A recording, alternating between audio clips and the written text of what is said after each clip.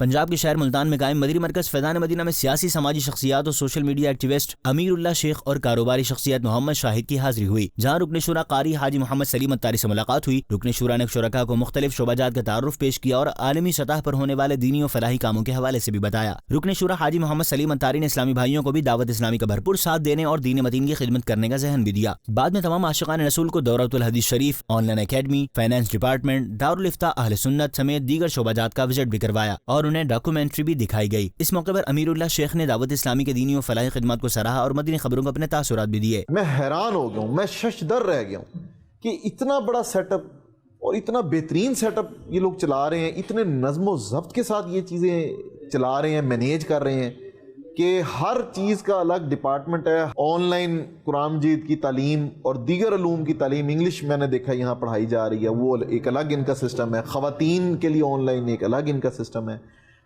فتاویٰ کے لیے ان کا الگ جناب بنا ہوا ہے ادارہ جو فری آف کاسٹ لوگوں کو سروسز فراہم کر رہا ہے، اور ان کا اکاؤنٹس ڈپارٹمنٹ میں نے دیکھا ہے، اور ان کا جناب درس و حدیث کا جو میں نے شعبہ دیکھا ہے، ایک پوری مطلب ایک اکیڈمی، ایک پوری یونیورسٹی کے برابر جو ہے نا جی وہ اس کو میں نے پایا ہے۔ تو میں بڑا جو ہے نا جی ان چیزوں سے متاثر ہوں، اور میں اپنی کم علمی بھی اس کو سمجھ رہا ہوں کہ آج تک میں نہیں میری شناسائی نہیں ہو سکی تھی ایسی جگہ سے، اور میں ان کا نظم و ضبط جو ہے اس کی تعریف کرتا ہوں، اور میں حضرت مولانا الیاس قادری صاحب کو خراج تحسین پیش کرتا ہوں۔ انہوں نے پاکستان میں ایک ایسی چیز کی بنیاد رکھی ہے۔